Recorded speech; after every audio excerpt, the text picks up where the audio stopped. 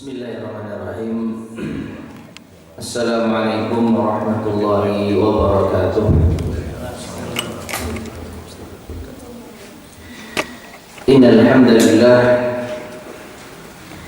nahmaduhu wa nasta'inuhu wa nastaghfiruh wa na'udzu billahi min shururi anfusina wa min sayyiati a'malina.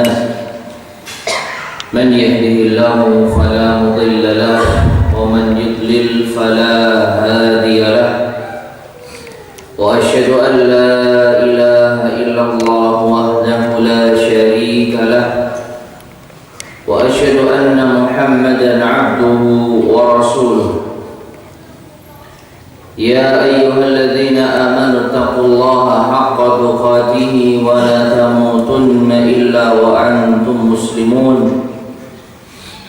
يا أيها الناس اتقوا ربكم الذي خلقكم من نفس واحدة وخلق منها زوجها وبث منهما رجالا كثيرا ونساء واتقوا الله الذي تساءلون به والأرحام إن الله كان عليكم رقيبا يا أيها الذين آمنوا اتقوا الله وقولوا قولا سديدا يصلح لكم أعمالكم ويغفر لكم ذنوبكم ومن يطع الله ورسوله فقد فاز فوزا عظيما أما بعد فإن أصدق الحديث كتاب الله وخير الهدي هدي محمد صلى الله عليه وسلم وشر الأمور محدثاتها وكل محدثة بدعة وكل بدعة ضلالة وكل ضلالة في النار. Ma'asyiral muslimin, para jamaah sekalian rahimani wa rahimakumullah, kita bersyukur kepada Allah Subhanahu wa taala yang telah memberikan banyak kenikmatan pada kita semua hingga kita bisa berkumpul di pagi hari ini dalam rangka talabul ilm, menuntut ilmu agama, dan meluangkan waktu dalam rangka menuntut ilmu agama termasuk di antara nikmat yang besar, nikmat yang manusia tidak tertipu darinya, yaitu nikmat bisa memanfaatkan kesehatan dan waktu luang, di mana Rasulullah SAW bersabda, ni'matani maghbunun fihima katsirun minan nas. Ada dua nikmat yang kebanyakan manusia tertipu di dalamnya. Lalu beliau menjelaskan dua nikmat itu adalah as-sihhatu wal faragh, dikala sehat dan dikala memiliki waktu luang. Maka hendaknya kita bersyukur kepada Allah Subhanahu wa taala tatkala Allah memberikan kesempatan bagi kita di saat waktu luang kita untuk menuntut ilmu agama. Dan dengan rasa syukur ini, niscaya Allah Subhanahu wa taala akan menambah nikmat itu pada kita. Sebagaimana Allah berfirman, la in syakartum la azidannakum wa la in kafartum inna 'adzabi lasyadid. Dan sungguh jika kalian bersyukur, niscaya aku, kata Allah Subhanahu wa taala, akan tambah nikmatku kepada kalian. Namun jika kalian kufur, ingatlah azabku sangatlah pedih. Ma'asyar muslimin rahimani wa rahimakumullah, pada kesempatan pagi hari ini kita akan membahas tema kiat-kiat istiqamah. Istiqamah disebutkan di dalam Al-Quranul Karim dan juga hadis-hadis Nabi SAW di dalam beberapa yaitu tempat. Di antaranya di dalam surat Fussilat ayat ke-30, Allah Subhanahu wa taala berfirman, innal ladzina qalu rabbuna Allah tsumma istaqamu tatanazzalu 'alaihimul malaikatu alla takhafu wa la tahzanu wa abshiru bil jannati allati kuntum tu'adun. Yang artinya, sesungguhnya orang-orang yang berkata Tuhan kami adalah Allah, kemudian mereka istiqamah, maka akan turun kepada mereka para malaikat, dan malaikat akan berkata kepada mereka, alla takhafu wa la tahzanu. Kalian wahai orang-orang yang istiqamah, janganlah takut dan jangan pula bersedih. Wa abshiru, dan berilah kabar gembira pada mereka, bil jannah, dengan surga, allati kuntum tu'adun, yang telah dijanjikan kepada kalian. Ma'asyar muslimin rahimani wa rahimakumullah. Dari ayat ini kita bisa mengambil pelajaran bahwasanya orang yang mengikrarkan Tuhannya adalah Allah, orang yang beriman lalu dia istiqamah, maka akan mendapatkan keutamaan. Allah akan menurunkan malaikat pada mereka, dan mereka akan dihindarkan dari rasa takut. Rasa takut akan apa yang mereka hadapi nanti di dunia maupun di akhirat. Takut miskin, takut sakit, takut celaka akan dihilangkan oleh Allah Subhanahu wa Ta'ala. Dan juga di akhirat, orang-orang yang istiqomah akan dihilangkan dari rasa takut akan siksa di akhirat, dan mereka juga dihilangkan dari kesedihan, dan akhirnya Allah akan masukkan mereka ke dalam surga.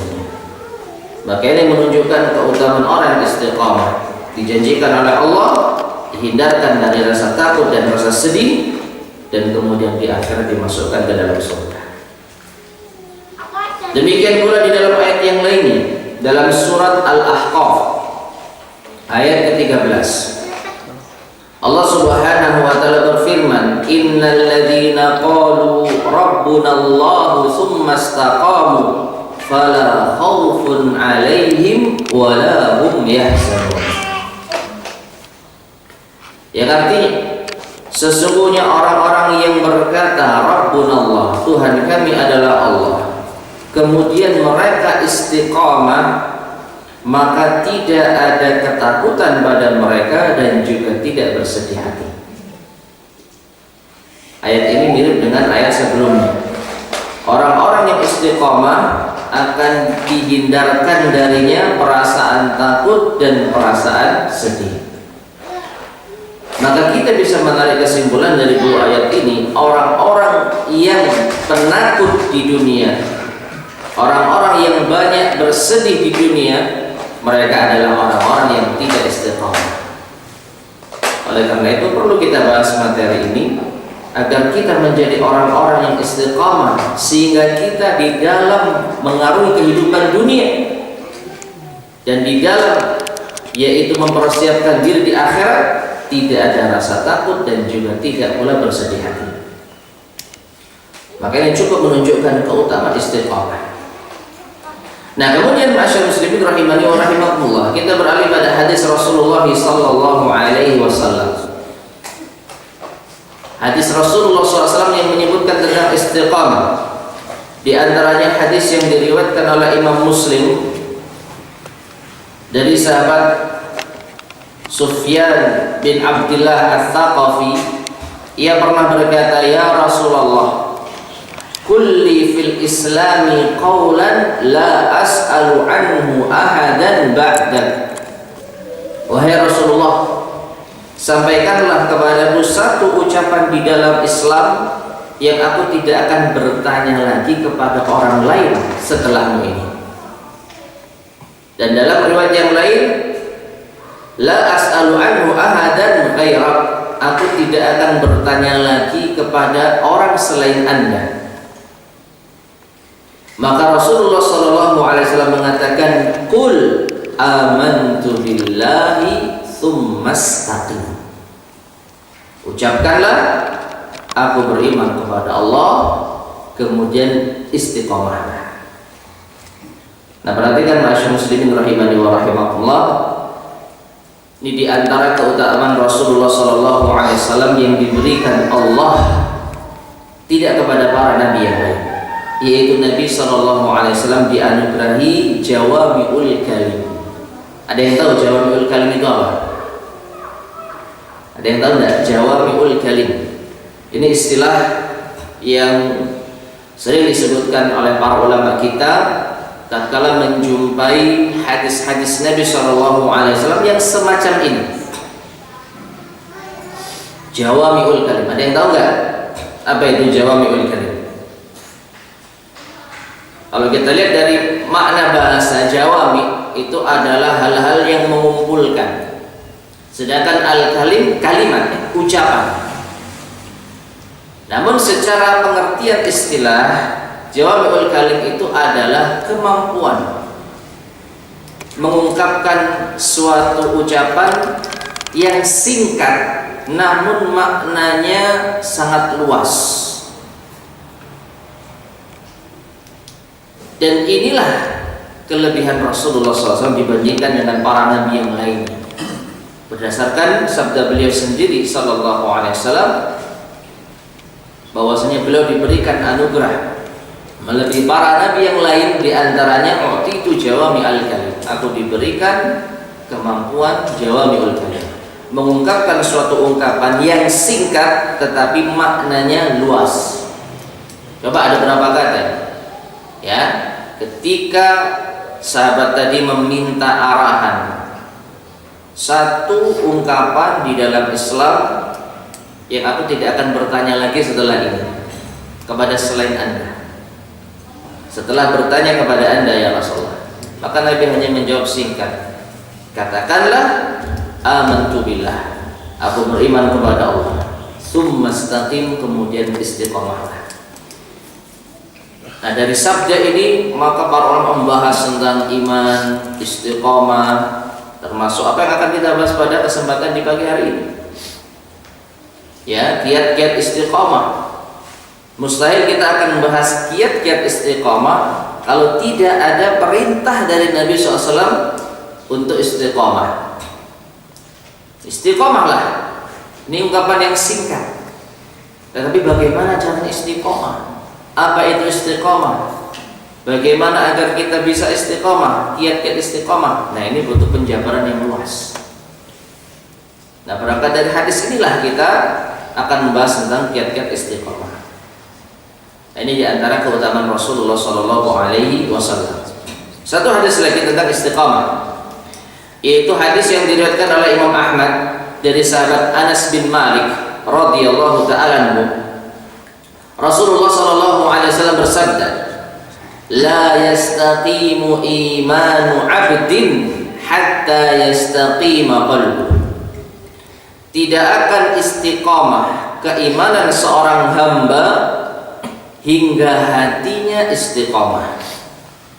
Wala yastaqimu qalbuhu hatta yastaqima lisanuh.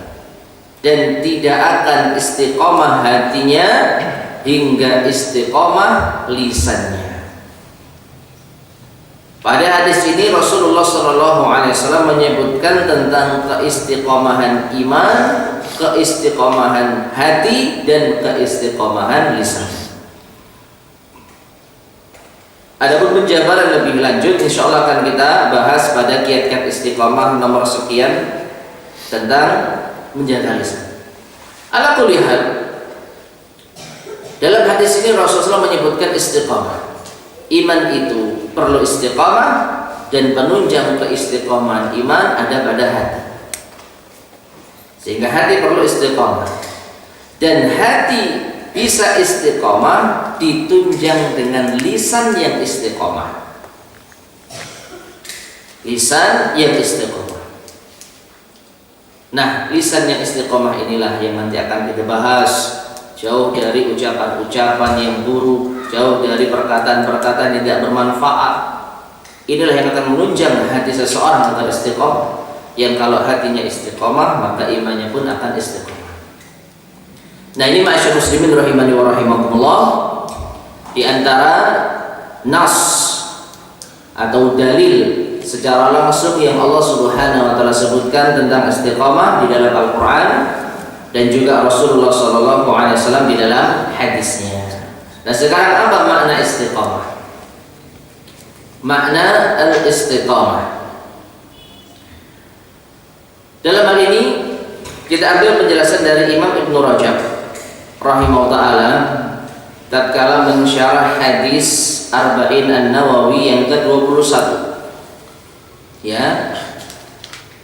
Beliau mengatakan makna istiqamah hiya sulukus siratil mustaqim.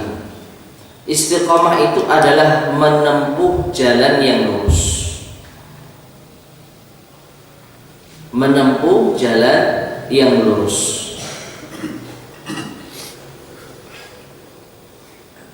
Wa huwa ad-dinul qayyim, dan jalan yang lurus itu adalah agama yang lurus.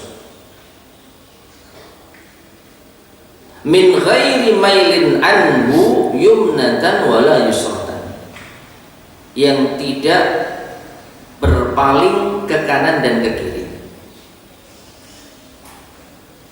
Jadi istiqamah itu apa? Lurus, jalan yang lurus. Makanya di dalam Al-Fatihah kita sering membaca ihdinas siratal mustaqim. Istiqamah mustaqim itu satu kata, diambil dari satu dasar kata. Ihdinas siratal mustaqim, ya Allah tunjukilah kami jalan yang lurus, jalan yang istiqamah. Nah, berarti istiqamah itu apa? Ya menempuh jalan yang lurus, tidak berbelok ke kanan dan ke kiri. Wa yashmalu dzalika fi'lat ta'ati kulliha, atau fi'lat ta'ati kulliha. Dan ini mencakup mengamalkan ketaatan. Jadi orang yang mengamalkan ketaatan kepada Allah itulah orang istiqamah. Sehingga orang kalau dia itu melenceng dari ketaatan kepada Allah, bermaksiat, nah disitulah dia sedang tidak istiqomah. Jadi simpel istiqomah itu senantiasa lurus di dalam beragama, senantiasa lurus di dalam beragama, baik akidahnya lurus, ibadahnya lurus, muamalahnya lurus, akhlaknya lurus, semua yang berkaitan dengan agama lurus.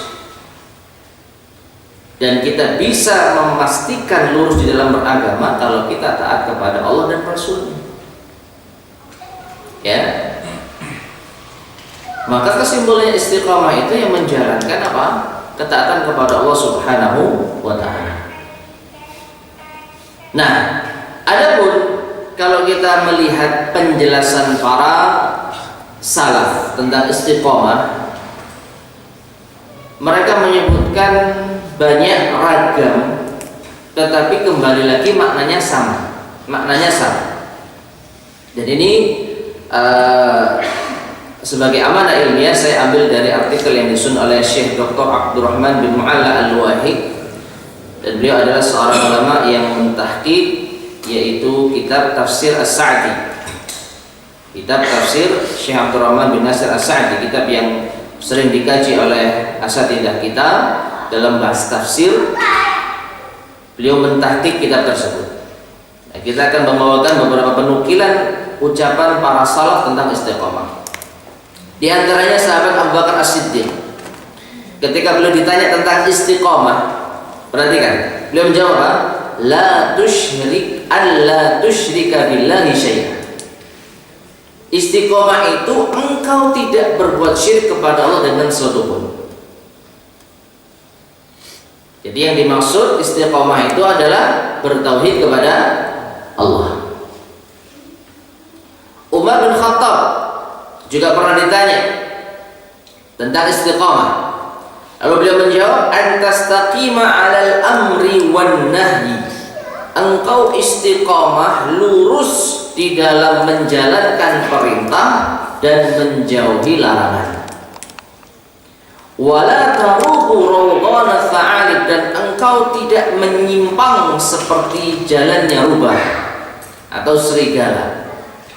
Serigala kalau jalan itu sering noleh ke kanan dan ke kiri, nggak lurus.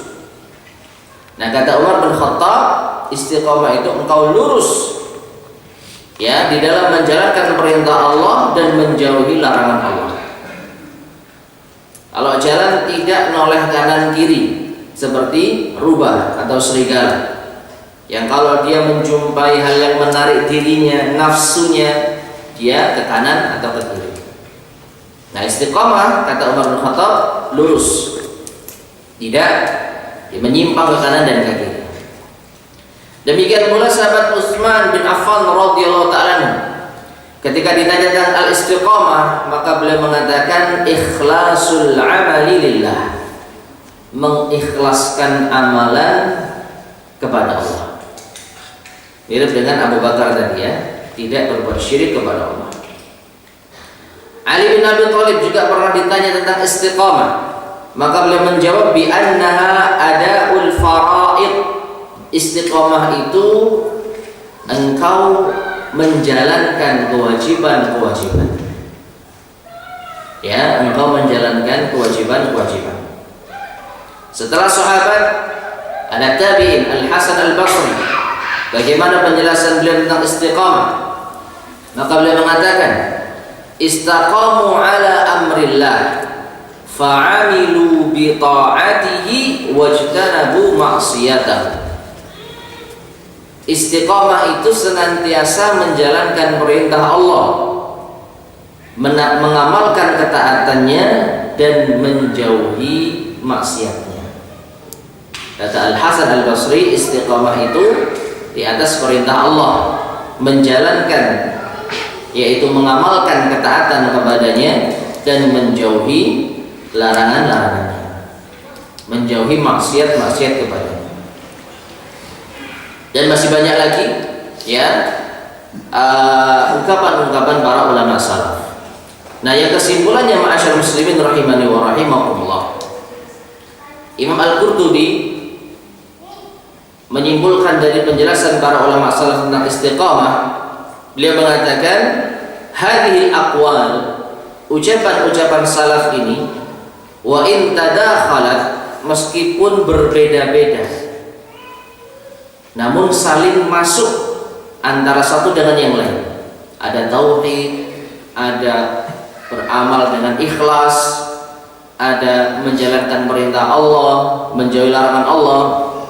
Maka fatal khisuha, ringkasnya istiqamah itu menurut para ulama salaf adalah i'tadilu atau i'tadalu ala ta'atillah, ya, lurus di dalam ketaatan kepada Allah. Lagi-lagi kata lurus ini adalah kata yang penting, karena lawan dari lurus apa? Bengkok. Kalau orang bengkok, menyimpang, maka tidak istiqamah. Ya, jadi kesimpulan dari ungkapan-ungkapan para ulama salaf tadi, istiqamah itu adalah lurus di dalam ketaatan kepada Allah, aqdan wa qawlan wa fi'lan. Dan ini penting, dari segi akidah, keyakinan, dari segi ucapan, dan dari segi perbuatan. Tidak dikatakan istiqomah kalau akidahnya lurus tapi ucapannya bengkok, perbuatannya menyimpang.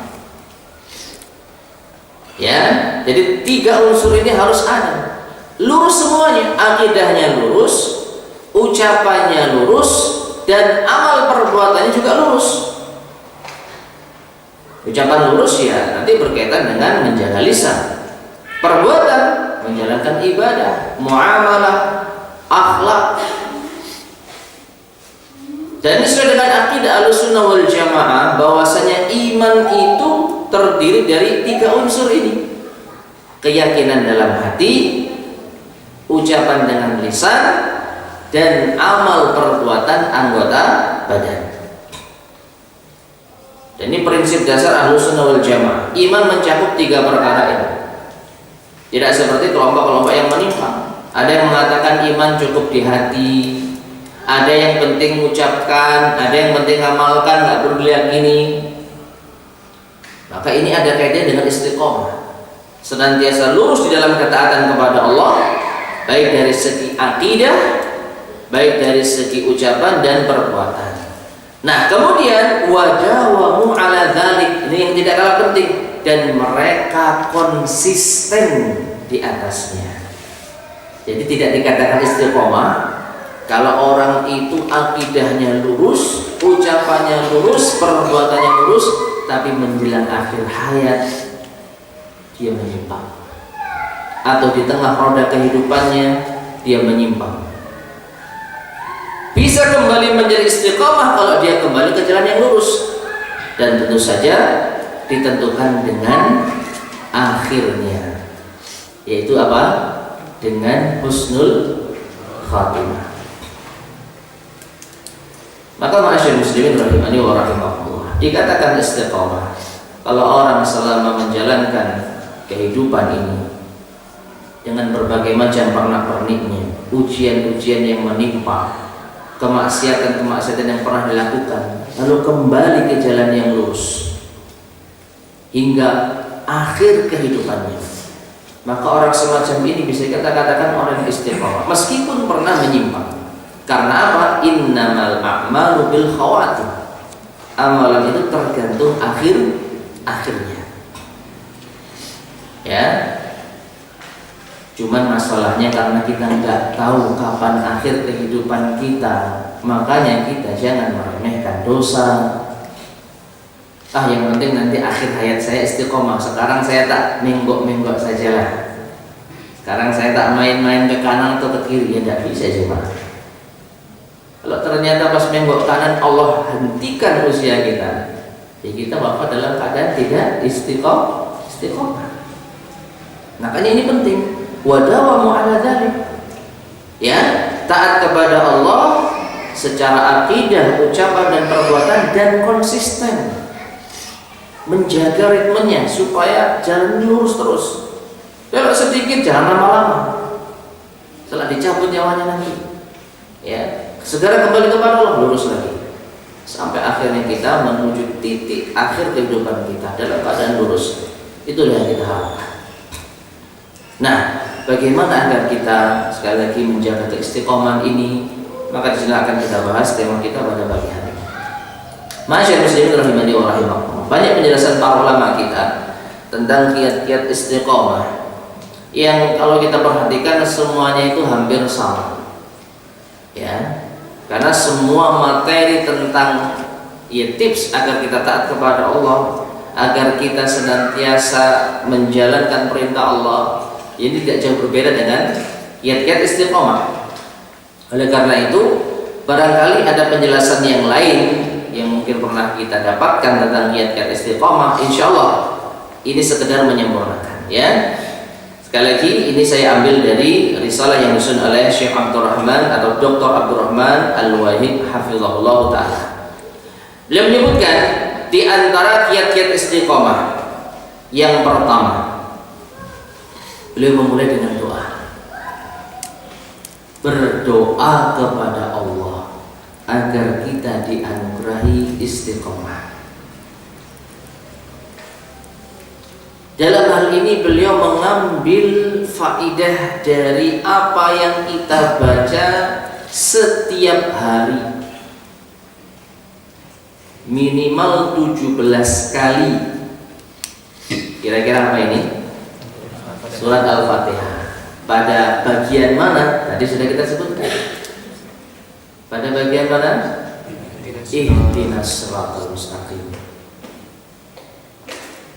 Tunjukilah kami ke jalan yang lurus. Tunjukilah kami agar istiqomah. Ini doa jemaah. Ya, ketika seorang muslim membaca Al-Fatihah lalu dia mengucapkan ihdinas siratal mustaqim, itu tandanya dia sedang berdoa kepada Allah Subhanahu wa taala. Tunjukilah kami ya Allah jalan yang lurus. Tunjukilah kami ya Allah jalan yang lurus. Dan ini kita tidak bosan-bosan membacanya, meskipun kadang kita lalai dari memahami maknanya. Gak sadar kita ini kalau ternyata tiap hari kita minta istiqomah.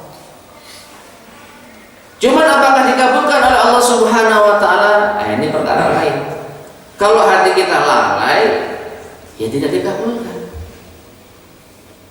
Karena di antara ada berdoa itu, hati itu benar-benar tertuju kepada Allah Subhanahu wa taala, benar-benar mengharap kepada Allah Subhanahu wa taala.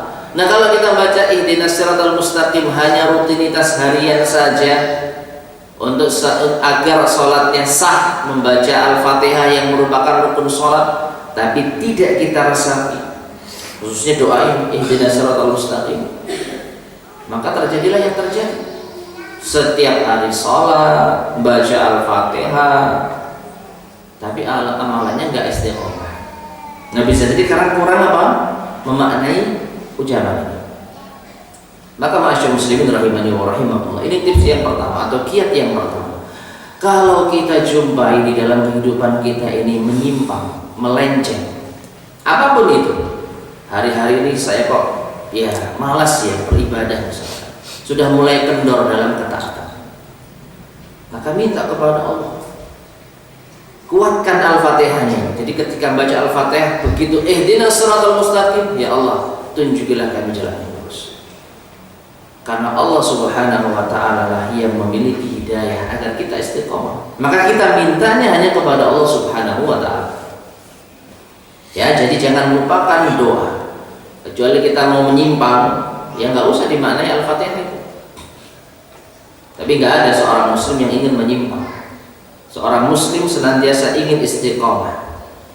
Maka ketika membaca Al-Fatihah secara khusus, tolong hadirkan niat kita atau hadirkan hati kita, benar-benar kita minta kepada Allah jalan yang lurus.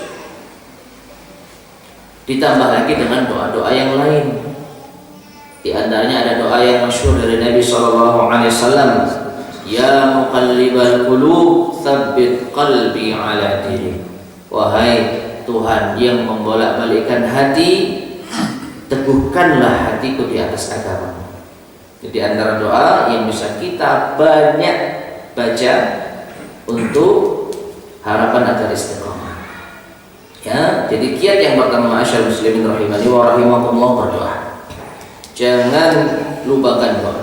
Doa itu silahul mu'min, senjatanya orang yang beriman.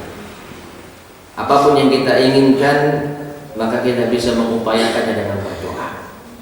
Termasuk diantaranya keinginan untuk istiqamah. Baik, kemudian yang kedua ma'asyar muslimin rahimani wa rahimakumullah, di antara kiat istiqamah adalah yakin dengan pertolongan Allah. Yakin dengan pertolongan Allah Subhanahu wa ta'ala. Apa kaitannya dengan istiqamah? Perhatikan. Karena di antara penghalang terbesar istiqamah itu adalah putus asa dari pertolongan Allah. Orang sudah nggak ada lagi gairah, nggak ada lagi harapan kalau Allah akan menolong dirinya. Maka bisa dipastikan orang yang putus asa ini akan hilang istiqomah dari dirinya. Dalam hal ini Allah Subhanahu wa taala berfirman dalam surat Al-Imran ayat 139 dan 140. Meskipun konteks ayat ini tentang salah satu peperangan yang dialami Rasulullah SAW, tetapi faedahnya bisa kita kaitkan dengan keseharian kita dalam istiqomah. Allah berfirman di dalam surat Al-Imran ayat 139 dan 140, wala tahinu wala tahzanu wa antumul a'launa in kuntum mu'minin. Dan janganlah kalian merasa lemah dan jangan pula bersedih hati, sebab kalian adalah orang yang tinggi derajatnya di sisi Allah jika kalian benar-benar beriman. Perhatikan ma'asyar muslimin rahimani wa rahimakumullah, Allah melarang orang-orang yang beriman untuk merasa lemah, inferior. Inilah yang menunjukkan keputusasaan. Karena orang kalau sudah putus asa, tidak ada gairah ya untuk yaitu meningkatkan amal solehnya, futur dia. Jadilah dia nggak istiqomah. Lalu Allah sebutkan, "Iyamsaskum qarhun faqad massal qauma qarhun mithluh." Ini yang saya sebut tadi terkait dengan salah satu peperangan Rasulullah SAW, yaitu saat perang Uhud. Allah mengatakan, jika kalian mendapatkan luka, maka musuh kalian pun juga mendapatkan luka yang semisal. Tilkal ayyamu nudawiluha bainan nas. Demikianlah hari-hari kami putar, kami gilirkan antara manusia. Kadang manusia itu menang, kadang kalah, kadang sukses, kadang rugi dan lain sebagainya. Waliya'lamallahu alladziina aamanu, agar Allah tahu siapa di antara mereka yang beriman. Wa yattakhidha minkum syuhada, dan Allah akan yaitu menjadikan kalian yang mati syahid itu ya sebagai pejuang yang mati syahid. Wallahu la yuhibbul zalimin, dan Allah tidak mencintai orang-orang yang zalim. Ma'asyiral muslimin rahimani wa rahimakumullah. Kaitan ayat ini dengan istiqamah. Para sahabat ketika perang Uhud hampir saja mereka putus asa. Silakan lihat kajian para asatidz kita tentang perang Uhud, yang jelas perang ini luar biasa. Yang kesimpulannya hampir saja para sahabat itu putus asa. Bagaimana tidak?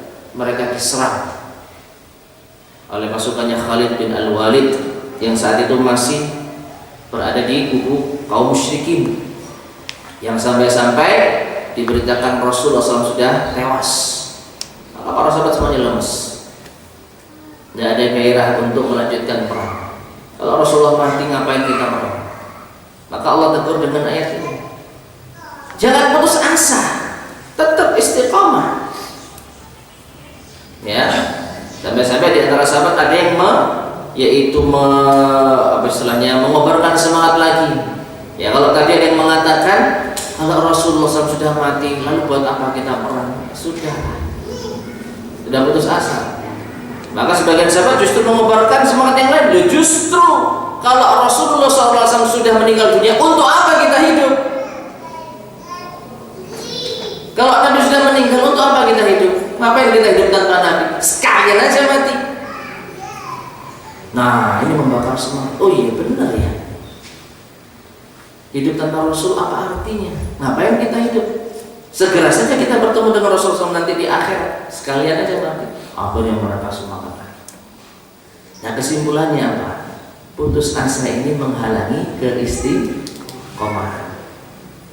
Nah, supaya kita nggak putus asa, yakin dengan pertolongan Allah.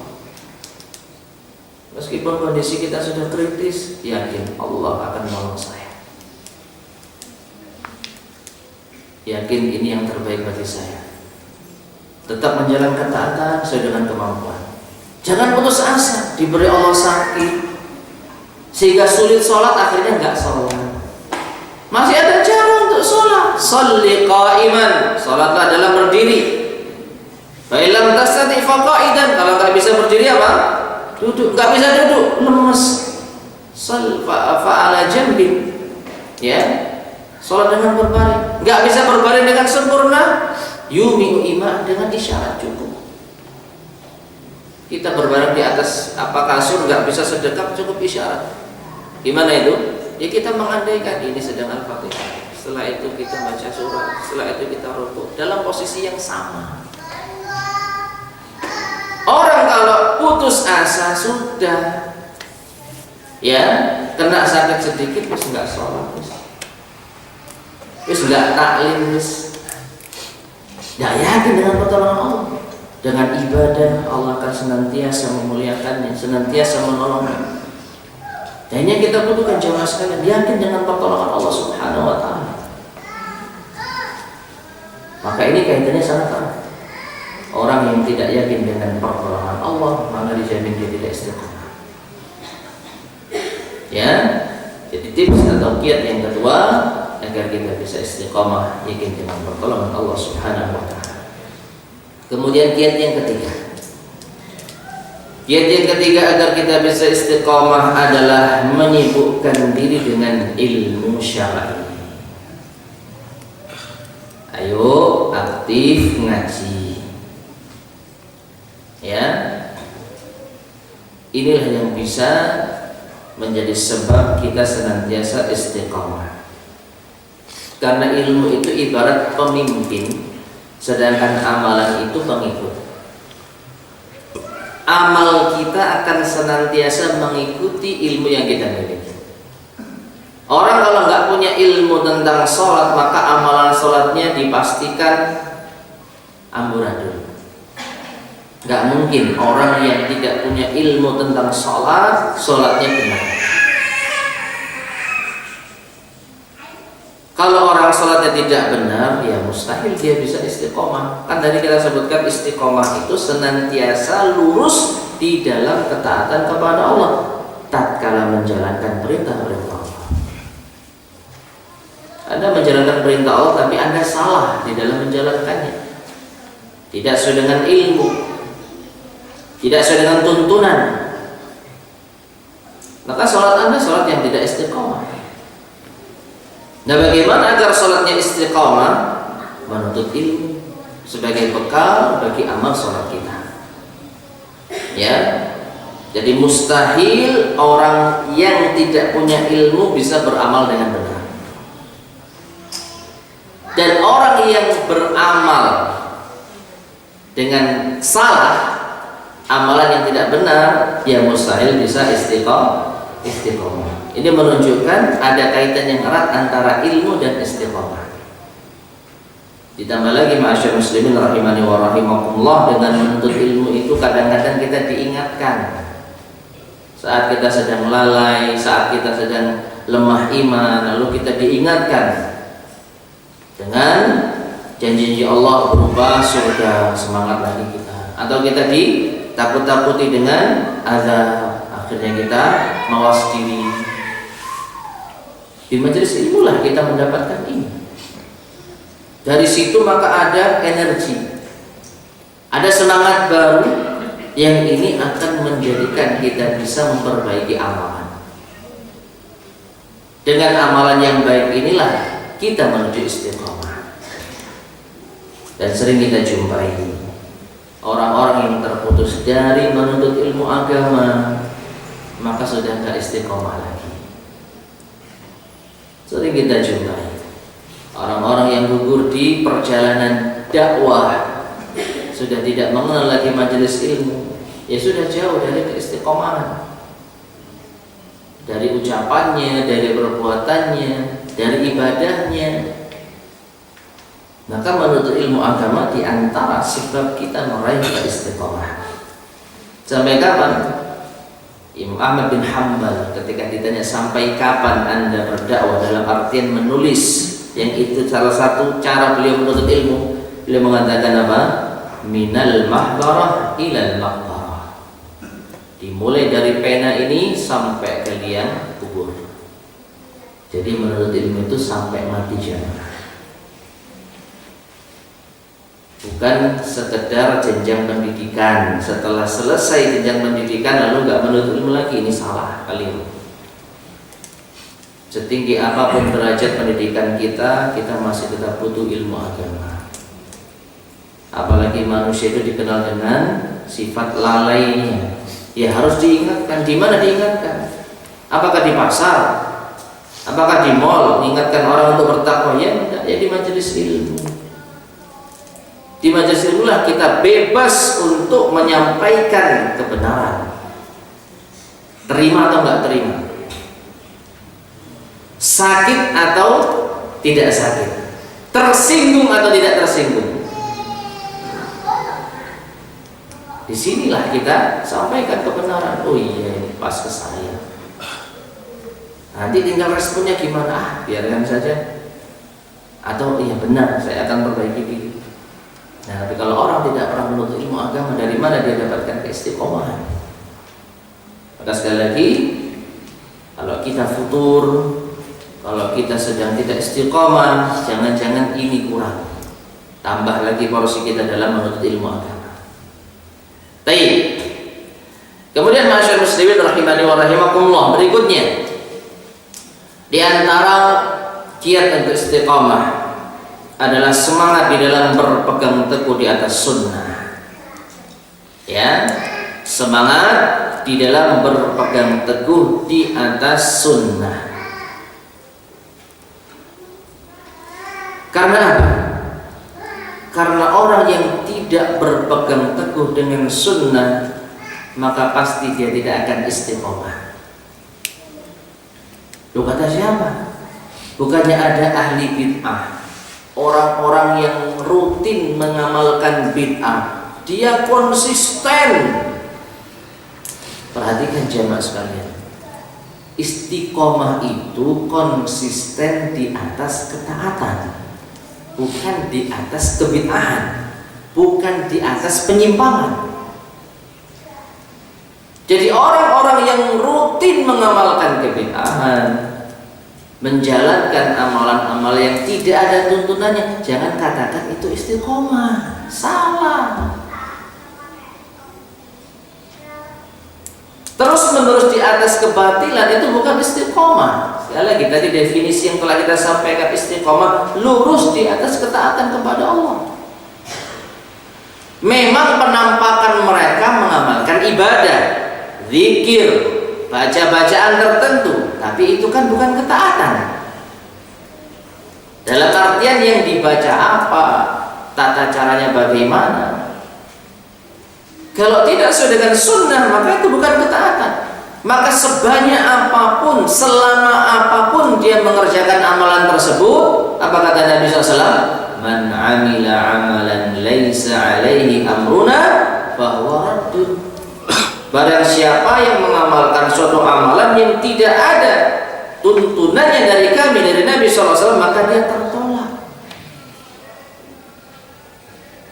Apakah kita katakan orang itu istiqomah menjalankan amalan-amalan yang tertolak? Ya tidak. Jadi perhatikan, jangan sampai kita salah mengungkapkan apa itu orang itu istiqomah di atas amalan yang menyimpang. Jangan, istiqomah itu lurus ya Pak. Kalau di atas amalan yang menyimpang itu bukan istiqomah. Ya.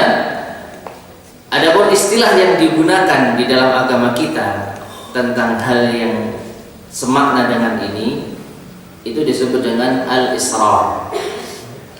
Kalau konsisten di atas kesalahan, kebatilan, itu namanya israr. Ya, israr. Di antaranya ya, kalau kita mau lihat Al-Qur'anul Karim sebagai tambahan faedah,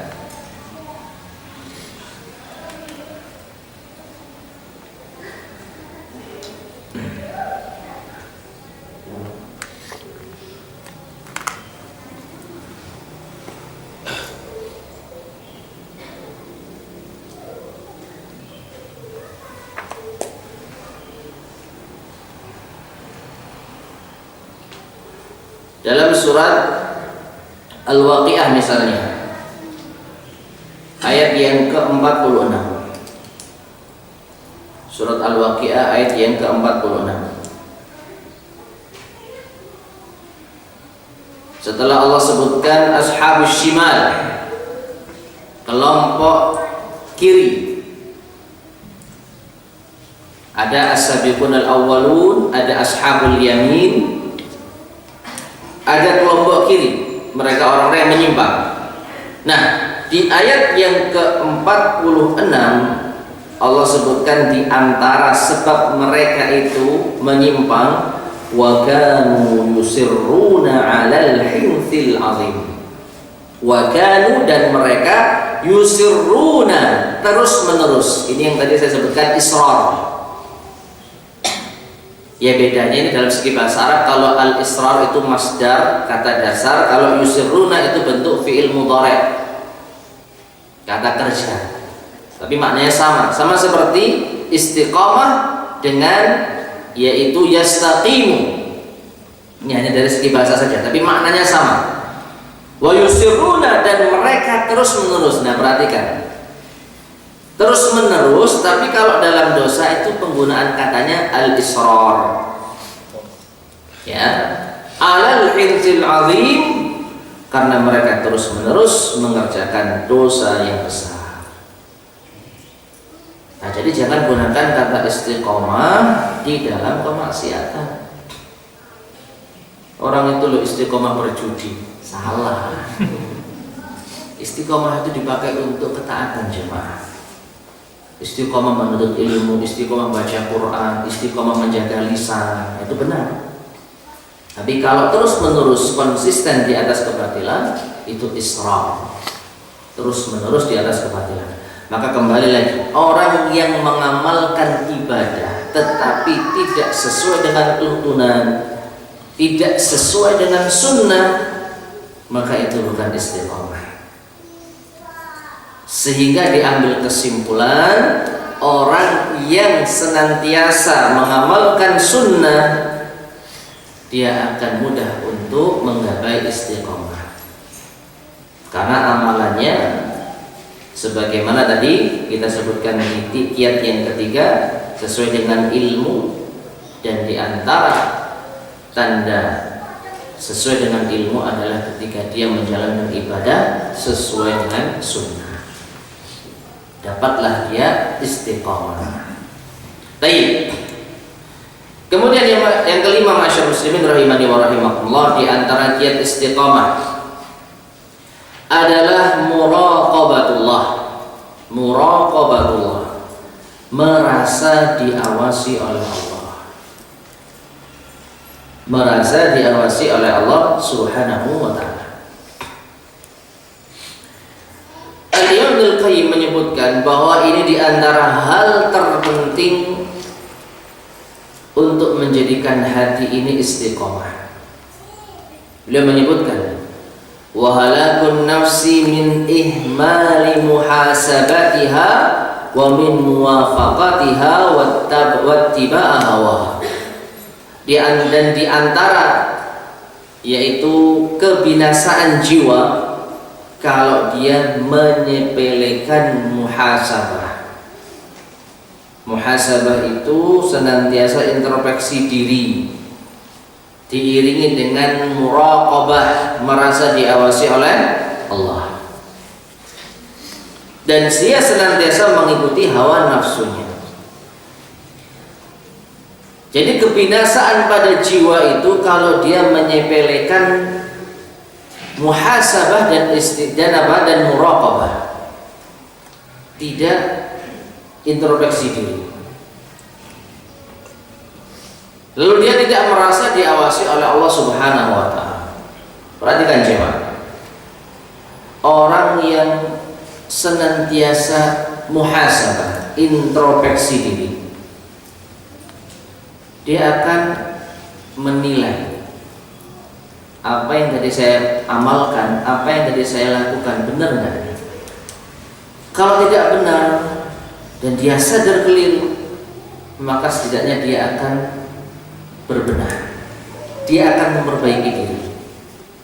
Setidaknya dia istighfar, astagfirullah, salah tadi saya, lalu bertobat kepada Allah Subhanahu wa ta'ala, lalu kembali kepada jalan yang lurus.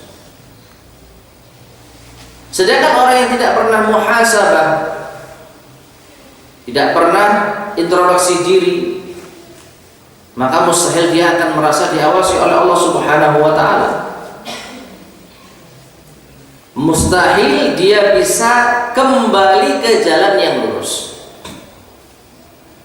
Analogi sederhana, orang kalau melakukan perjalanan tujuannya itu lurus, tapi dia belok ke kanan atau belok ke kiri, lalu dia tidak merasa diawasi oleh Allah Subhanahu wa ta'ala dan tidak berintrospeksi diri, tidak pernah mikir jalur ini benar nggak ya, pokoknya belok ke kiri karena ngikuti apalah, kiri terus, maka dia akan semakin jauh dari tempat kembali jalan yang lurus.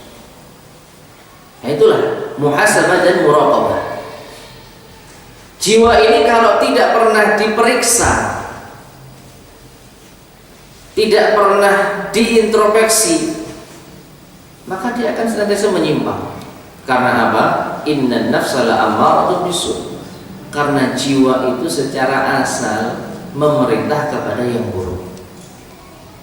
Jiwa manusia kalau tidak dibimbing oleh Al-Quran dan As-Sunnah, oleh hidayah, maka dia senantiasa akan mencari keburukan. Disitulah Allah menurunkan Al-Quran, disitulah Allah mengutus Rasul. Nah, kita tinggal mengikuti hidayah, didampingi dengan apa? Merasa diawasi oleh Allah Subhanahu wa taala. Introspeksi diri. Dengan introspeksi inilah kalau kita sekiranya sadar menyimpang, kita akan kembali. Nah, disitulah kita akan bisa melanjutkan perjalanan ke jalan yang lurus. Baik. Kemudian berikutnya ma'asyiral muslimin rahimani wa rahimakumullah, di antara kiat istiqomah ini hal yang sepele. Perhatikan. Memperbanyak membaca Al-Quran. Memperbanyak membaca Al-Quran. Karena Al-Quran adalah hidayah, petunjuk. Allah Subhanahu wa taala berfirman di dalam surat Al-Isra ayat ke-9, "Inna hadzal Qur'ana yahdi lillati hiya aqwam wa yubashshirul mu'minina alladziina ya'maluna as-shalihat anna lahum ajran kabira." Yang artinya sesungguhnya Al-Quran ini memberi petunjuk hidayah kepada jalan yang lurus dan memberi kabar gembira kepada orang-orang yang beriman dan beramal saleh bahwa mereka kelak akan mendapatkan pahala yang besar. Nah, dan orang yang istiqomah butuh hidayah dari Allah Subhanahu wa taala. Dan hidayah itu didapatkan dari Al-Quran. Ma'asyiral muslimin rahimani wa rahimakumullah. Ditambah lagi, orang yang membaca Al-Quran maka hatinya akan semakin tenang. Dalam surat Ar-Ra'd ayat ke-28 Allah Subhanahu wa taala berfirman, "Alladzina amanu wa tatma'innu qulubuhum bi dzikrillah. Ala bi dzikrillah tatma'innul qulub." Orang-orang yang beriman dan hati-hati mereka itu tenang dengan berzikir kepada Allah, maka ketahuilah dengan berzikir kepada Allah hati menjadi tenang. Dan di antara zikir yang terbaik adalah membaca apa? Al-Quran. Di antara zikir yang terbaik adalah membaca Al-Quran. Nah, orang yang hatinya tenang karena membaca Al-Quran, maka insya Allah mudah untuk menggapai istiqomah. Jadi bisa kita lihat ma'asyiral muslimin rahimani wa rahimakumullah, semakin sering orang membaca Quran, maka semakin dihindarkan dari perkara-perkara yang tidak baik. Minimal merasa sungkan. Kok bisa sungkan? Kira-kira ada enggak? Terbayang enggak? Orang habis membaca Quran lalu dia berzina, minum khamar. Habis baca Quran, minimal ada rasa sungkan. Masuk mari baca Quran maksiat, setidaknya dia merasa saya habis jadi alim untuk jadi alim maksiat. Nah, menunjukkan apa? Semakin sering kita membaca Quran, maka semakin dijauhkan dari perkara-perkara yang bisa mengganggu istiqomahan kita. Orang habis baca Quran, berbakti sama orang tua bisa, masih searah kan? Pas baca Quran dipanggil ibunya, masya Allah. Habis baca Quran dipanggil orang tua. Coba kalau ngekim dipanggil orang tua, nggak frekuensi kan? Ya, ngekim frekuensinya apa? Durhaka. males. Tapi kalau baca Quran, ya baca Quran dipanggil orang tua, diletakkan Quran, ya Bu, ya Pak, satu frekuensi. Baca Quran dengan ketaatan satu frekuensi. Habis baca Quran, lalu ada informasi, yaitu ada teman yang meninggal atau apa, angkat lagi ke takziah. Pantas ketaatan diiringi dengan ketaatan. Tapi sebaliknya, dalam kondisi tidak membaca Quran, maksiat-maksiat ini mudah untuk kita lakukan. Nah, ini menunjukkan apa? Memperbanyak membaca Al-Quran itu bisa menjadi sebab meraih keistiqomah. Karena setelah baca Quran, minimalnya hati ini akan beralih kepada ketaatan yang lain. Habis baca Quran ngapain ya? Hal positif apa yang bisa kita lakukan? Nah, ini kita istiqomah di sini. Dan sebaliknya, ketika hati sedang tidak membaca Quran, maka mudah untuk digoyah, mudah untuk diseret, ya, ke kanan dan ke kiri. Baik. Kemudian berikutnya, ma'asyiral muslimin rahimani wa rahimakumullah, selain baca Quran, memperbanyak zikir. Ya, memperbanyak apa? Zikir. Jadi Al-Quran itu diantara zikir yang paling afdal, sedangkan memperbanyak zikir ini zikir-zikir yang lain. Rasulullah SAW pernah menasihatkan tentang orang, atau pernah ditanya orang yang merasa terlalu banyak ya di dalam Islam ini amalan-amalan. Dalam hadis riwayat Tirmidzi, ada seorang yang mengatakan, "Ya Rasulullah, inna syara'i al-Islami qad kathurat alayya." Wahai Rasulullah, sesungguhnya syariat Islam ini saya rasa banyak sekali, terlalu banyak istilahnya. Terlalu banyak amalan-amalan yang membebani. Fa akhbirni bi syai'in atashabbatu bihi. Maka berikanlah satu informasi kepadaku, sesuatu amalan yang bisa aku jagakan, yang bisa aku terapkan. Maka beliau menjawab, la yazalu lisanuka rabban min dzikrillah. Hendaknya senantiasa lisanmu membasahi lisanmu dengan zikir kepada Allah. Hendaknya senantiasa lisanmu basah dengan berzikir kepada Allah. Nah, ini menunjukkan apa? Orang yang banyak berzikir seperti Al-Quran tadi, sering membaca subhanallah walhamdulillah Allahu akbar la ilaha illallah, atau doa-doa yang lain, maka insya Allah setelahnya akan diiringi dengan kebaikan dan kebaikan. Senantiasa lisanmu basah dengan berzikir kepada Allah. Baik. Kemudian berikutnya, ma'asyiral muslimin rahimani wa rahimakumullah, di antara kiat istiqamah adalah menjauhi penyakit-penyakit hati. Menjauhi penyakit-penyakit hati. Penyakit hati apa?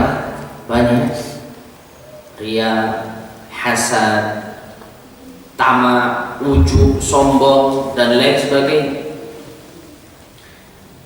Dan kita sering menjumpai banyak yang awalnya istiqomah, namun ketika sudah dihinggapi penyakit hati, maka jadi rusak. Contohnya apa? Riya. Orang yang awalnya dia beribadah ikhlas lillahi ta'ala, istiqomah, tapi karena muncul perasaan ingin dipuji, entah karena dilihat orang tertentu atau ingin menarik perhatian orang tertentu, hancurlah keistiqomahannya. Ada lagi orang yang awalnya lurus, baik, tapi setelah hatinya dihinggapi hasad terhadap saudaranya, hancurlah kebaikannya. Ini menunjukkan penyakit hati bisa menjauhkan kita dari keistiqomahan. Dan ini tentu kaitannya dengan muhasabah tadi. Tatkala kita sudah ada perasaan yang buruk terhadap saudara kita contohkan saja hasad, karena dapat nikmat atau karena mendapatkan keutamaan lebih, apapun itu, lalu muncul dalam hati kita tidak suka, baik nggak suka dia dapat nikmat atau kita ingin nikmatnya hilang, dua-duanya tidak benar. Maka ketika kita sadar, hati kita sadar ini nggak benar, lalu kita perbaiki, kita hilangkan penyakit-penyakit hati, maka insya Allah kita akan bisa kembali istiqomah. Tapi kalau kita tidak sadar atau bahkan justru tertipu dengan syaitan, membenarkan perbuatan buruk kita, ini bukan hasad, ini adalah hasad. Ini supaya orang-orang tahu kalau dia itu perlakuannya demikian dan demikian. Padahal kita inginnya supaya orang-orang menjauhi dia. Dan ini ternyata tidak hanya berlaku dalam urusan dunia, dalam urusan agama, ilmu ini bisa menjangkiti para penuntut ilmu, menjangkiti para dai. Dan tidak kalah ngerinya jamaah sekalian rahimani wa rahimakumullah. Maka yang awalnya yang disampaikan dalil, yang disampaikan ilmu, yang disampaikannya nasihat, tapi begitu ada hasad, mulailah ribah, menggunjing, menjelek-jelekkan, mempengaruhi orang untuk membenci. Subhanallah, bahaya. Maka obatnya apa? Sering-sering introspeksi diri. Jangan merasa aman meskipun kita sudah lama menuntut ilmu. Jangan merasa aman dari tipuan syaitan. Kalau kita menyebutkan setan itu menggoda manusia dengan berbagai macam cara. Kalau nggak bisa digoda dengan kesyirikan, karena dia ahli tauhid, digoda dengan kebid'ahan. Nggak bisa ahli sunnah, dia digoda dengan maksiat, tidak, dia ahli taat. Digoda dengan apa? Penyakit-penyakit hati. Oh, ternyata kalahnya di sini. Tauhidnya kenceng, sunnahnya kenceng, ibadahnya kenceng, tapi lisannya, hatinya ditarik oleh syaitan untuk membenci saudaranya, untuk ujub, merasa takjub pada dirinya, sombong dan lain sebagainya. Nah, ini bahaya. Maka orang yang istiqomah hendaknya sering-sering introspeksi hati. Hati saya ini benar nggak sih melakukan tindakan demikian? Apa yang motivasi saya untuk melakukan tindakan ini? Apakah karena hati saya ini sedang hasad pada saudara saya, atau lurus lillahi ta'ala? Nah, ini sering-sering kita yaitu koreksi. Namun yang paling utama di hati tadi. Kenapa? Karena Nabi SAW menyebutkan di dalam jasad itu ada segumpal daging. Idza saluhat saluhal jasadu kullu. Kalau segumpal daging itu baik, maka baiklah seluruh jasadnya. Tetapi wa idza fasadat, kalau segumpal daging itu rusak, fasadal jasadu kullu, rusaklah seluruh jasad. Ala wahyal qalb, ketahuilah segumpal daging itu adalah hati. Jaga hati kita, jangan sampai dihinggapi penyakit-penyakit hati. Baik. Kemudian berikutnya, ma'asyar muslimin rahimani wa rahimakumullah, menjaga lisan. Ini yang tadi saya sampaikan.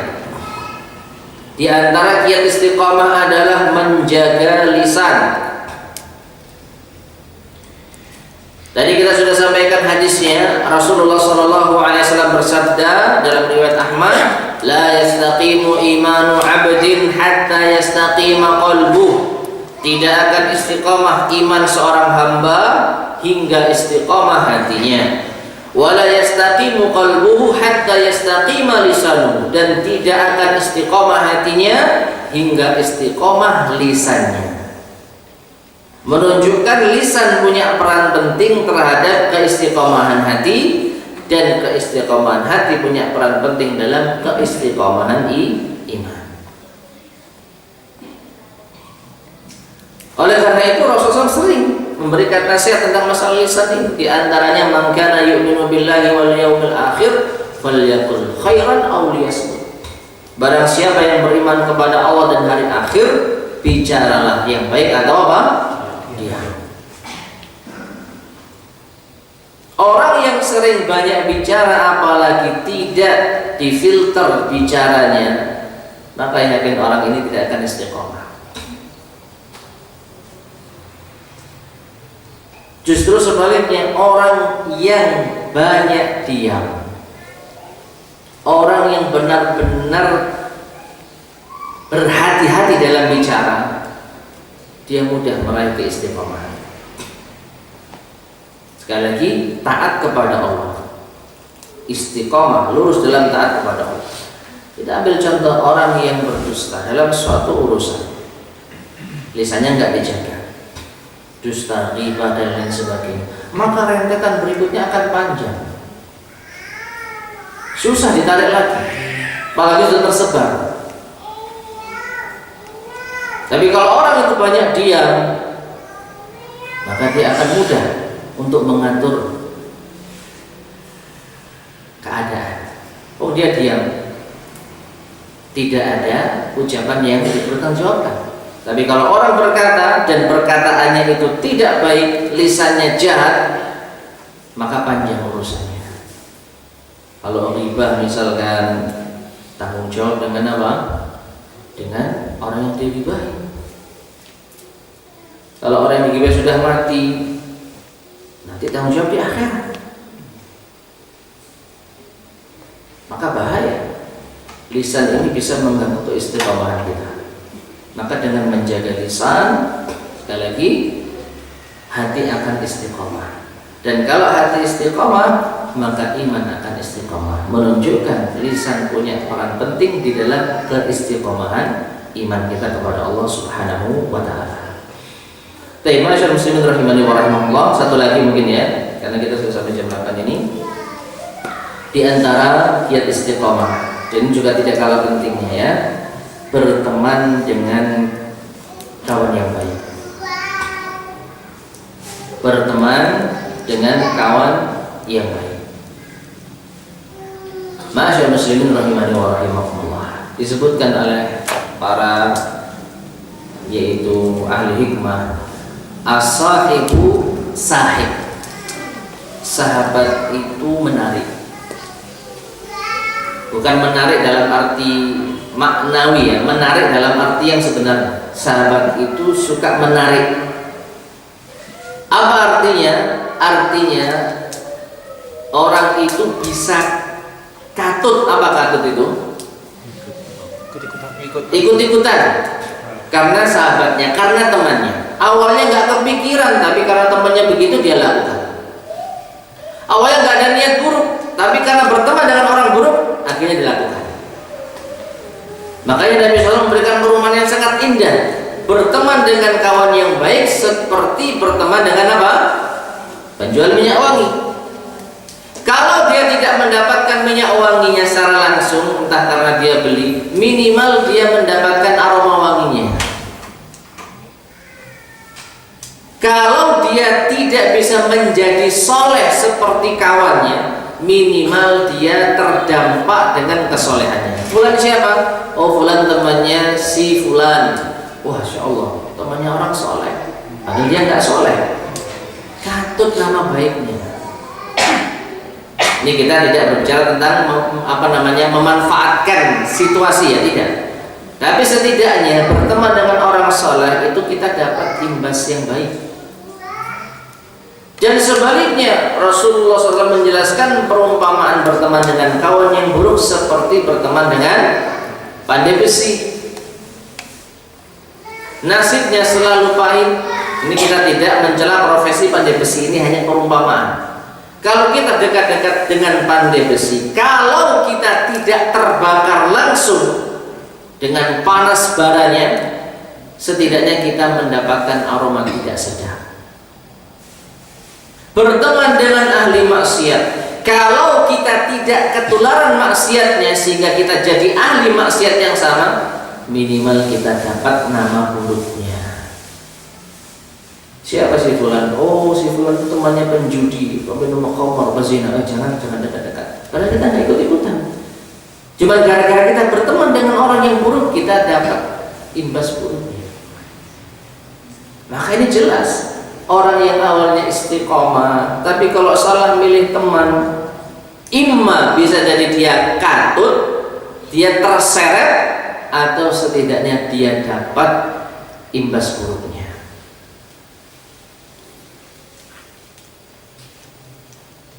Orang yang sholat, ahli sholat, tapi dia berteman dengan orang-orang yang tidak sholat, pergi dalam satu kendaraan perjalanan, bisa dibayangkan nggak gimana rasanya? Sudah masuk waktu sholat nih, sholat, oh apa sholat itu? Subhanallah, berteman dengan orang yang buruk pasti kena dampak buruknya. Akhirnya bisa jadi dia ninggalkan sholat karena katut temannya, atau bisa jadi dia sholat dengan begitu kesedihan yang luar biasa. Tapi ujung-ujungnya apa? Ya tetap kena dampak buruknya. Sholatnya nggak teratur, sholatnya nggak khusyuk. Ya, nanti sholatnya udah sampai diskotik saja. Sholat di diskotik. Tapi orang yang nggak sholat berteman dengan ahli sholat, minimal waktu sholat menepi di masjid, dia duduk di masjid meskipun dia nggak sholat. Minimal dia duduk di masjid, lihat orang-orang sholat, syukur-syukur dia ikutan sholat, menunjukkan teman yang baik ini bisa menjadi sebab meraih keistiqomahan. Baik, ma'asyar muslimin rahimani wa rahimakumullah, ini mungkin yang bisa kita sampaikan dari kiat-kiat istiqomah yang semoga Allah Subhanahu wa taala memberikan kemudahan bagi kita untuk bisa istiqomah dengan kiat-kiat yang ada. Jadi kiat-kiat yang tadi kita sampaikan, ya minimal adalah yang bisa kita aplikasikan, minimal ada yang bisa kita benar-benar upayakan. Kalau tidak bisa semuanya, setidaknya ada beberapa yang bisa kita upayakan. Dan dengan demikian, semoga Allah benar-benar memberikan kepada kita keistiqomahan hingga wafat nanti, tetap di atas ketaatan kepada Allah Subhanahu wa ta'ala. Wallahu ta'ala a'lam bishawab. Baik, masyaallah muslimin rahimani wa Allah. Monggo maaf yang bertanya, bahkan bapak-bapak sudah bertanya. Sebagai pembuka Ustaz, saya yang bertanya Ustaz, pertanyaan ini pertanyaan ini Ustaz. Kemudian saya khawatir saya jawabnya salah, saya sampaikan ke Ustaz saja. Begini Ustaz, kondisi sekarang ada kebijakan-kebijakan pemerintah yang merugikan umat Islam. Apa yang harus tindakan kita dalam konteks nahi mungkar? Apa yang harus kita lakukan? Mulai.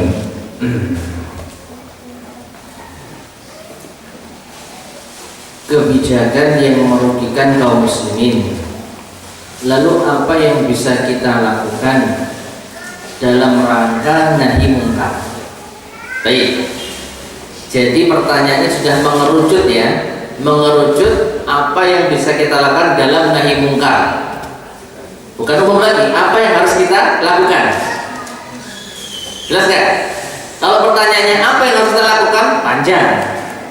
Tapi kalau apa yang harus kita lakukan dalam nahi mungkar, ini lebih simpel. Kembali kepada hadis Nabi SAW, man ra'a minkum mungkaran, barang siapa yang melihat kemungkaran, katakanlah kebijakan yang merugikan kaum muslimin, ini suatu kemungkaran, falyughayyirhu, maka silakan rubah biyadihi, dengan tangannya. Fa illam yastati, kalau tidak mampu, fa bilisanihi, dengan lisannya. Fa illam yastati fa biqalbihi, kalau tidak mampu maka dengan hatinya. Wa dzalika adaful iman, dan inilah iman yang paling berat. Dari sini maka beda orang, beda sikap. Siapa kita? Kalau kita pemangku kebijakan, bahkan kita pemimpin, ya tinggal dirubah. Yang merupakan umat Islam dirubah. Kalau kita pemilik kebijakan. Kalau kita bukan pemilik kebijakan, tapi kita memiliki suara, ya sampaikan, maaf, ini tidak benar, ini merugikan kaum muslimin. Tapi kalau kita bukan pemilik kebijakan dan suara kita tidak didengar, mau apa kita? Memprovokasi orang? Salah. Minimal fabi qalbi, kita ibadah dengan hati, jangan membuat kegaduhan. Artinya kita ngoceh ke sana kemari, berubah nggak itu? Kebijakan berubah nggak? Nggak akan berubah. Maka kita ingkar dalam hati kalau ini keliru, kalau kaum muslimin merasa dirugikan, dan kita berdoa kepada Allah SWT.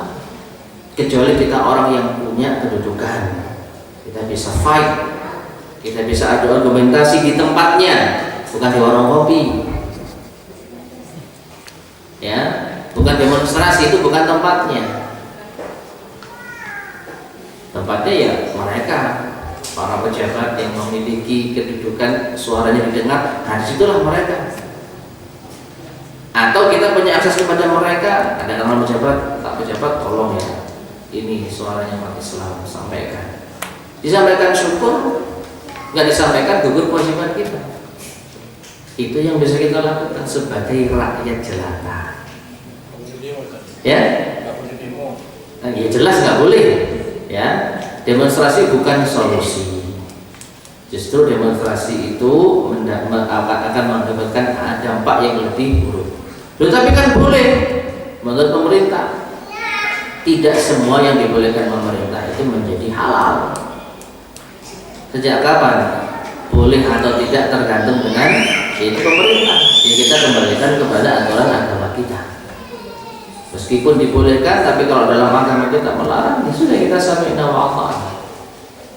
Jadi ada caranya, ada tempatnya, dan kita juga harus tahu porsi kita, kapasitas kita. Kita rakyat jelata bisanya apa?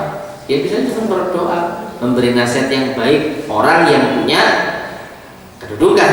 Tapi kalau teman-teman kita ya sama-sama gini, ya ngapain kita rasan-rasan gitu, nggak memberi solusi. Paling saling menguatkan, gimana ini kebijakannya, ya sabar, berdoa, ya minta kepada Allah. Nah ini yang bisa kita lakukan, ya. Jadi untuk merubah nahi mungkar tadi, ya tentu Allah alam shawab, bukan kapasitas kita merubah dengan tangan. Mungkin merubah dengan lisan, nasihat. Itu pun kepada orang yang tepat, ya, kepada orang yang mungkin memiliki pengaruh di dalam pemerintahan. Selebihnya lebih baik kita diam dan kita ingkari di dalam hati. Wallahu a'lam bishawab. Monggo. Ada lagi yang disampaikan? Ada lagi. Kalau nggak ada saya lagi apa? Silakan. Ini kita hidup kita ini penuh dengan cobaan. Tambah tinggi imannya, tambah besar doanya. Nabi selain itu ada hadis yang mengatakan bahwa kalau kita taat sama Allah, kita akan dijaga oleh Allah. Pada sholat subuh kita akan dijaga oleh Allah. Gimana korelasinya ini? Kita dijaga oleh Allah, tapi kita tambah taat, tambah itu cobanya tambah besar. Ya. Terpulang. Baik, jadi ada dua hadis yang nampaknya saling kontradiksi. Orang yang paling berat cobaannya adalah para nabi, kemudian yang setelahnya, kemudian setelahnya, menunjukkan semakin taat semakin diuji. Di sisi lain Nabi SAW bersabda, ihfadillah yahfadka, jagalah Allah, niscaya Allah akan menjagamu. Seakan-akan bertentangan. Semakin kita menjaga syariat Allah, harusnya kita semakin dijaga oleh Allah, kan gitu ya.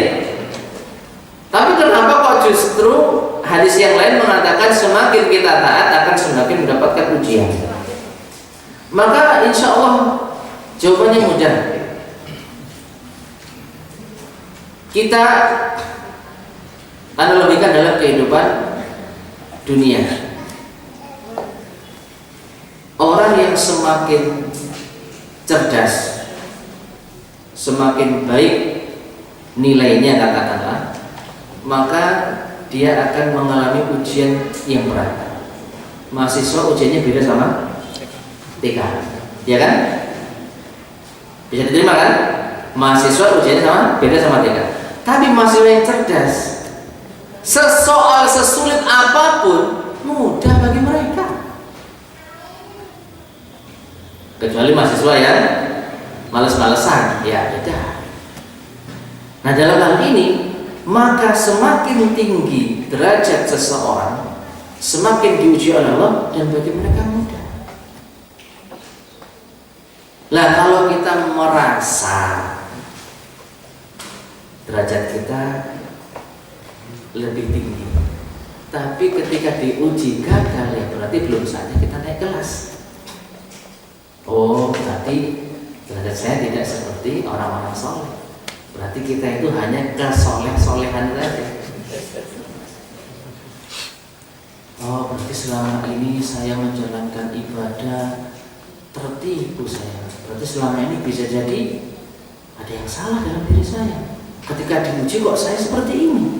Harusnya semakin taat seseorang, semakin bisa menunjukkan kualitas ketaatannya, diuji mudah. Kasih ujian apapun mudah. Nah berarti kita benar nih taatnya.